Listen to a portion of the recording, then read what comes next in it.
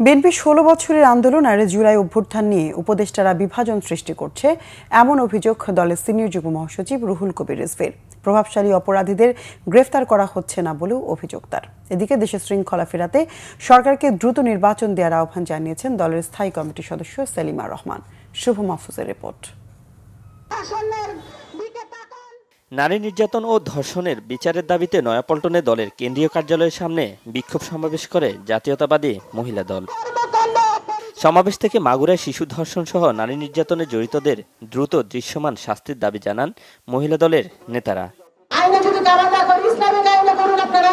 ইসলামী আইনে আছে যে জনসের মুখে তাকে পাথর মেরে মৃত্যুদণ্ড কার্যকর করা হবে, তাহলে তাই করুন, জনগণের হাতে ছেড়ে দিন।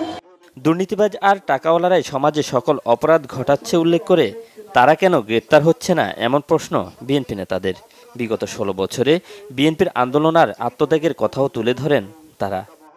আমরা উপদেষ্টা সাহেবদেরকে বলবো যে আপনারা এগুলোকে এই 15 বছর 16 বছরের আন্দোলন আর জুলাই আগস্টের আন্দোলনের মধ্যে বিভাজন রেখা তৈরি করছেন কেন? এটা তো সব রক্তস্রোত একই সমুদ্রের মোহনায় গিয়ে মিলিত হয়েছে এবং তার এই মোহনার এই মিলিত স্রোতেই শেখ হাসিনা আজকে পালিয়ে গেছে। সরকারের দোষর যারা, তাদেরকে দেখি আমরা তাদের এখনো বিভিন্ন ভালো জায়গায় পদায়ন হচ্ছে। কেন এটা হচ্ছে? আপনারা তাহলে কি করছেন?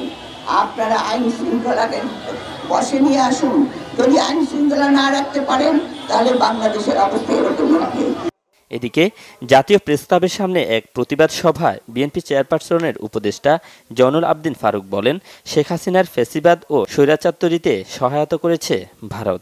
শেখ হাসিনাকে বাংলাদেশে 18 কোটি মানুষকে জ্বালিয়ে পুড়িয়ে বহু মায়ের বুক খালি করে দিয়েছেন।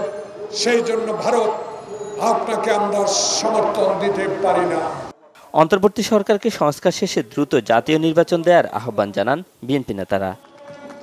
শুভ মাহফুজ, বাংলা ভিশন, ঢাকা।